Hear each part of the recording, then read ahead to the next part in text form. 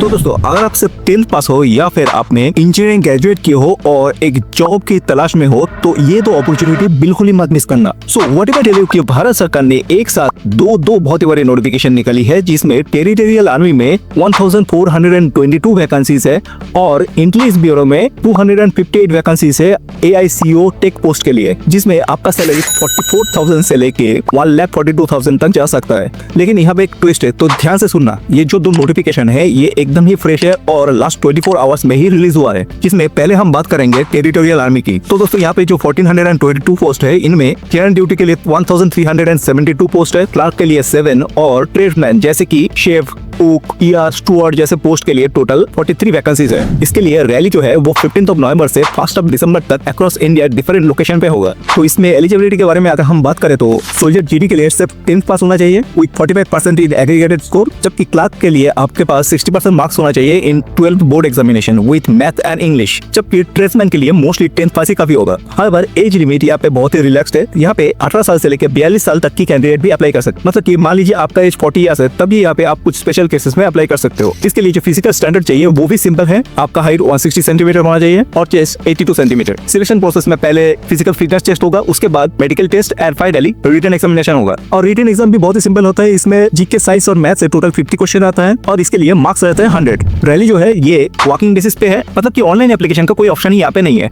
Okay, तो आशा करता हूं इसके बारे में अभी आपको समझ में आ गया है। Now let's talk about intelligence bureau ACIO tech recruitment. तो जैसे कि ये नाम से आपको समझ में आ गया है, ये एक टेक्निकल रिक्रूटमेंट है जिसमें 258 वैकेंसीज है, जिनमें इलेक्ट्रॉनिक एंड कम्युनिकेशन में 168 पोस्ट है और कंप्यूटर साइंस में 90 पोस्ट रखा गया है। हाँ भाई, इसमें एक स्पेशल रिक्वायरमेंट भी है जो कि गेट से रिलेटेड है, मतलब आपके पास वैलिड गेट स्कोर होना चाहिए 2023, 24 या 25 का इन EC and CS। क्वालिफिकेशन के बारे में बात करें तो आपके पास BE या फिर BTech होना चाहिए इन द रेलेवेंट फील्ड, या फिर MSc in electronics, CS physics with electronics या फिर MCA। एज लिमिट यहाँ पे रखा गया है 18 से 27 साल तक। हाउएवर यहाँ पे एज रिलैक्सेशन का भी प्रावधान रखा गया है for the reserve candidates. Salary जो है वो पे लेवल 7 है, जिसमें आपको 44,900 से लेके 1,42,400 तक हो सकता है with DA, SSA and other transportation allowances. Application window start होगा 25 अक्टूबर से और last date to apply is 16 November 2025। Application fee general और OBC मेल कैंडिडेट के लिए 200 रुपीज रखा गया है, जबकि अदर कैंडिडेट के लिए ओनली 100 रुपीज आपको एप्लीकेशन फी पे करना पड़ेगा। सिलेक्शन प्रोसेस में सबसे पहले